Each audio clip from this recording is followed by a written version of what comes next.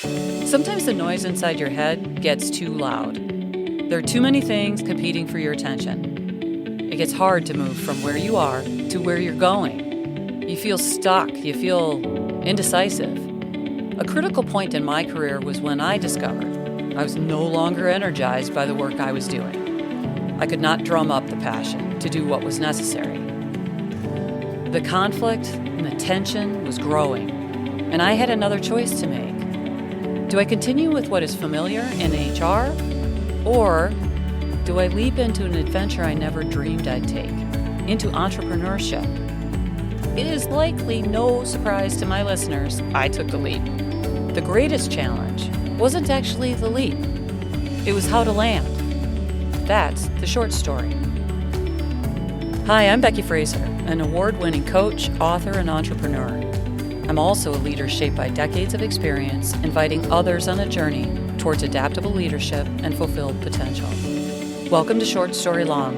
In this podcast, I share stories of inflection points in my life that changed who I am, what I do, and how I do it. I know some people do not think of their existence through the lens of physics. However, I think the laws of physics line up quite nicely with leadership principles. Maybe that's just me, but I'm going to pitch it to you. There's this guy, maybe you know him. His name is Isaac Newton, and he had some thoughts on physics. His second law of physics states, stay with me now. The second law of physics states that two objects cannot occupy the same space at the same time. Waves can occupy the same space at the same time, and they interfere with one another. That's right. That's what was happening for me in my career. Interference. I had objects pressing on each other and waves causing all sorts of chaos within me. I'm not going to lie. It was an unsettling and unfamiliar experience. I'd been in HR for quite some time, and that was one object in my universe. Then I started cultivating what I might call a coaching object. It seemed that they could coexist until I realized one had to move out of the way for the other to survive. Earlier, I told you the short story, and this is the long version. So, listening. There's a difference between hearing and listening.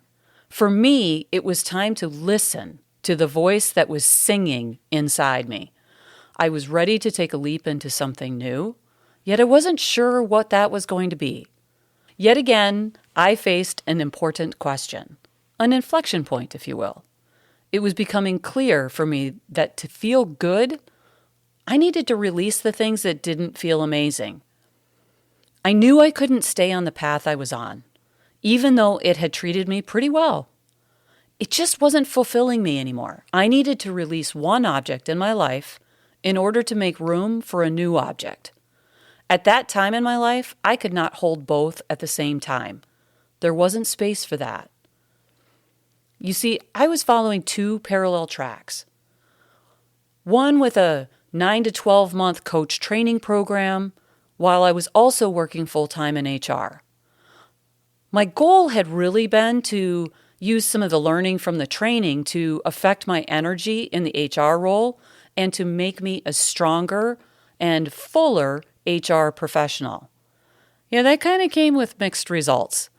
I couldn't find the best way for that piece that was me to fit into that puzzle. My inflection point arrived in a "you can't miss this, Becky" sort of way. I was attending my third and final weekend event for the coach training program. It was a small but mighty group of future coaches. I think there were about 8 of us in that particular group. The HR and coaching objects revealed themselves. First, the day that I was supposed to return from that coach training weekend, I needed to do some communications for a layoff action. The idea of that was a gut punch, an action I'd never wanted to take again. What the organization needed wasn't what I did best or what I wanted to do within HR. Still, it offered security and familiarity. The second object I had was this feeling of increasing confidence and connection with the coaching process. I loved wrapping myself in the experience of someone else and helping them reveal more of the potential and fulfillment inside themselves. It was a risky step for me to go deeper into that, even if it was a heartwarming path forward. So the dilemma? The pros and the cons of the situation were not helping me make a decision at all. I wanted something from each side. The HR object was crashing with the growing coaching object. One had to move in order to have space for the other. I was having a hard time enjoying the powerful weekend when I had this cloud hanging over my head. So what did I do? I brought it to a peer coaching conversation within the training. That coaching session opened my heart and mind to things I'd just not considered. I'd never seen myself as an entrepreneur, even when asked if I ever thought about HR consulting. I had always responded by saying, "Oh no, that's not me. I would never do something like that." Suddenly, I had a thought. I could start a coaching practice. Somehow, for some reason, that actually felt a little bit different to me. I returned home after that weekend. I completed the layoff conversations, left a little bit of my soul on the floor when I was doing it, and promptly spoke to my husband. Once more, he hears, "Hey, honey, I have an idea." Once more, he says, "If that's what you want to do, you should."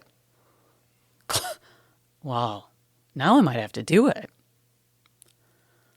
By the end of that month of January, I had completed my articles of incorporation and opened up my company. I continued to be working full-time, trying to sort out, thinking about how can I get this started, but I needed to take that first step in order to maintain that commitment to that direction that I had chosen. I also, during that time, finished my coach training program and became a certified professional coach at that point in time. So 3 months later, I made the decision. I approached my CEO and I let him know that I was looking at the landscape in front of us all and that it was going to be really time for me to leave. I knew that in the near future there wasn't a place for me, and I was just going to quietly exit stage right. And we worked out a temporary kind of fix with myself, my boss, and whomever else might have been in that conversation. I worked part-time for an additional 3 months. I worked for them a couple of days. I worked for me a couple of days. Ultimately and finally, I had my professional Independence Day in July of that year and went full-time into coaching. If only that was all it took. I'm going to hang a shingle. Everybody's just going to stop on by. Except it doesn't work that way. I still needed to find out who I was as a coach. Who do I coach? What do I want to talk about? And that's just the coaching side. On the business side, I needed to set up all the systems, the processes. I was used to having organizational protocols. Now, let's all remember, I'm not very good at liking those protocols, and I regularly resisted them. And yet now all of a sudden I'm thinking, oh yeah, okay, I kind of see the value in having them. And now it's on me to create the ones that I needed. So the only one to face when things didn't go well was taking a look into a mirror. Some days, all I could do was shake my head, laugh, and try again. I mean, what else is there to do? Determining who I wanted to coach took some experimentation. Many would call this building a persona. I progressively built the persona that I now refer to as the introverted skeptic. Who's that? Well, let's break it down a little bit. The introverts, they identify with statements like, I'm not this reserved, antisocial, misanthropic type of person. Or, I'm more of an internal thinker, kind of puzzling through and having internal conversations versus needing to have that external validation or response from others. As an introvert, it's not that you can't engage with people.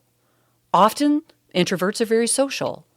It's that you prefer to do it in ways to maximize your energy spend. Spending time with hundreds of people in small talk is less appealing than spending some quiet time together with someone or a small group. You're comfortable with yourself and don't need or sometimes want other people around. Skeptics, they might recognize statements like, I'm a questioner. I am always wanting to know why. I'm always wanting to dig deeper to understand things.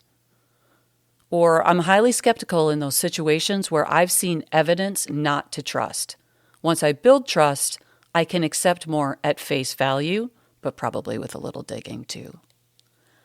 As a skeptic, you may find yourself evaluating the expertise or the diligence of research that someone else has done. You're testing and pushing against what doesn't inherently line up based on your own personal experience or your expertise. When those two things become combined, they're an introverted skeptic. They enjoy taking the time to evaluate a problem, solution, or idea from multiple perspectives alone. So they do that by themselves, and sometimes maybe with a small or trusted group. They don't necessarily believe that you will accept or respond well to their questions. So they're not going to use their energy to ask them. Why bother asking if they're not going to get a positive response? It's also stressful for them to make decisions or take action when they don't feel there's enough clarity. How can we move forward when we don't really have a clear plan and we don't know what we're trying to achieve? We don't know success until we define what that is. Maybe that describes you and maybe it doesn't. Naturally, I've coached those who do not match that, but it is my most common client. And yes, they have other characteristics that are uniquely them. For me, that's where the puzzle gets fun. I'm not the only person to move from corporate and become an entrepreneur. So what? Now what? What did I learn along the way? Well, that decision to make the leap, right? So it's well established now that I take leaps. I trust myself to figure it out, even if it doesn't go as I expected. I had to see myself in a different way. Becky, the HR person, wasn't creating a coaching practice. Becky, the coach, who had done HR for 15 or more years, was creating a coaching practice. So Becky, the coach, I chose for her to be a deep listener, a curious partner. I've described it to my clients as learning how to float. I'm standing beside them with my hands below them, kind of in the water deep below where they're floating. If they start to sink a little, I encourage them to reclaim that floating position. If they keep sinking, I'm a support that guides them toward the surface. Then they find what they need to keep trying. HR Becky? Yeah, she still shows up. She always was a lot. If you are or have been a client of mine, you may have heard me say, hey, so HR Becky just popped into the room. I'll drop this bit of insight to discuss with your HR person, so it's out of my head and into your hands, however you want to or not use it. When choosing a path to follow, you have to be clear about who you are and how you want to be perceived. I have different parts of who I am, but I had to parse it all out and choose my identity. I didn't want to be the HR person anymore, but I respect the role and the hard work it requires. I wanted to be a partner and an ally when engaged by an organization, not a competitor or dismissive of HR's value. They offer what I cannot, and that needed to be clear. Also, I had to stick the landing after the leap. Yes, that's another law of physics, but I'll save you from that one. How was I going to show up as an entrepreneur? It was really time to shed the shoulds. I should be making a certain amount of revenue that was beyond the plan. Nope. I should be on all the social media platforms. Nope. I should be out at every conference and networking event. Again, nope. All the ads telling me I should be making 7 figures within 90 days. I say nay, nay. I didn't even want any of that, but the pressure was still there. Applied by who? Yeah, applied by me. What did I learn to do? I learned to spend time in places where people were interesting to me. That was a big step. It's possible that I'm allergic to some conferences, and I have come to learn that it's not true of all of them. Go where you feel a belonging and build out from there. I deepened relationships with those who valued me being me and not trying to mimic some other person's style. I'm not that great of an actor. Yes, it makes sense to have financial goals and do the work so people know who you are and what you offer. My point is simply that whether you do that for your own business or support an organization in doing that, you have to be you. No matter your role, you choose how you are going to show up. Are you going to own the role, or is it going to own you? Do you choose from the menu of others, or do you design your own? There are advantages and disadvantages to those choices. You have to decide what allows you to sleep at night and wake up valuing yourself. If you are not, that may be your inflection point. Something big happens when you get selective and find a pressure release. I can tell you, for me, 2 objects were no longer trying to occupy the same space at the same time. I'd started finding strategies for sorting things into objects that had some separation, with a bump every now and then. As my mentor coach once told me, and I paraphrase, "Becky, you have 1 foot on the dock and 1 foot in the boat. You need to decide which foot are you going to move, because the tide is coming in." I use that image with my coaching clients regularly. I was learning how to recognize when I was acting as me instead of performing for others. I knew the masks I would often wear and made the challenging decisions to lead as me. It turned out that leading as me was empowering and authentic. I began encouraging others to find that release valve for themselves. It will be a different experience for everyone, but isn't that exactly the point? Only you can be you. For me, I took my foot off the dock and committed to taking the boat wherever it would lead me. Admittedly, some other factors came into play, as you might expect. That's another story. Thank you for listening to my story. My hope is that you will get insights for leading as you. If you know someone who would benefit from this episode, be sure to share it. Interested in connecting with me on LinkedIn? Drop me a note telling me where you found me. The link will be in the show notes. Okay, bye.